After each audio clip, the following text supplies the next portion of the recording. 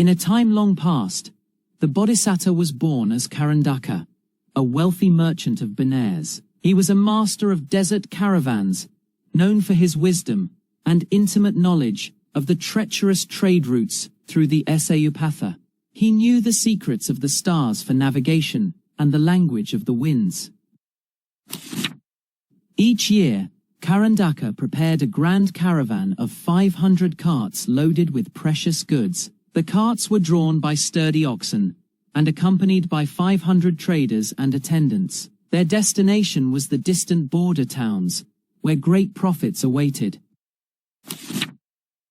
At the head of the caravan was a special cart carrying water, rice, and fodder. "This is our true treasure," Karandaka told his men. "Our wealth is meaningless without survival in the desert."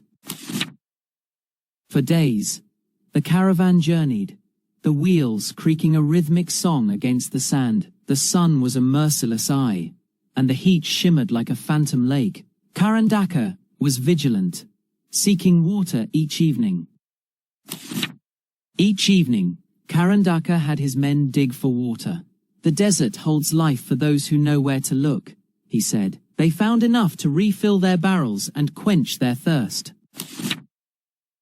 After many days, they reached the midpoint, a featureless plain where even shadows seemed to melt. The desert was at its most deceptive here.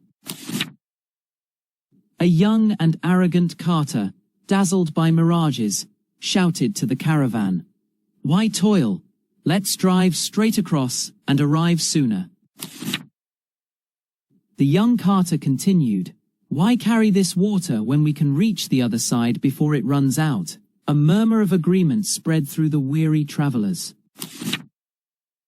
Karandaka stopped the caravan, his face grave. "This path is safe because it follows the secret veins of water. To leave it is to invite death." "This man speaks from ignorance," Karandaka warned. "If we stray, we will be lost. Thirst will make beasts of us, and this desert our grave." The men were impatient. "Karandaka is too cautious. The young man's plan is bold. Let us be bold too." Seeing he could not sway them, Karandaka said, "Follow the fool if you wish. I will follow the ancient road with those who wish to live." Karandaka ordered his men to unload his carts, taking what they could carry. 50 sensible traders chose to stay with him. The others cheered as the young carter led them off the path, leaving the water cart behind. Karandaka watched them go with a heavy heart. Then, he turned his party onto the old Vannupatha. The sand was soft, the oxen struggled, and their progress slowed. The sun beat down with renewed fury. By the second day, they were hopelessly lost. The horizon was the same in every direction.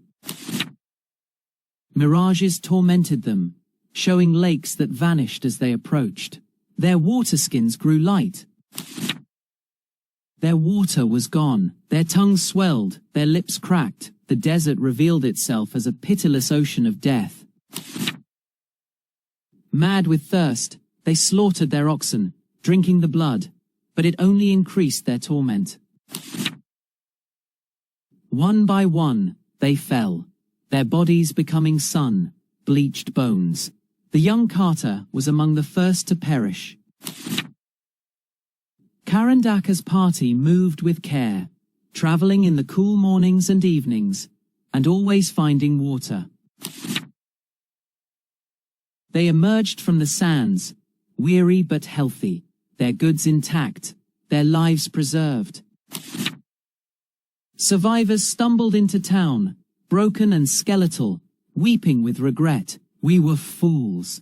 We did not listen." Karandaka offered compassion, shelter, and shared his profits. True strength lies in the wisdom of the path.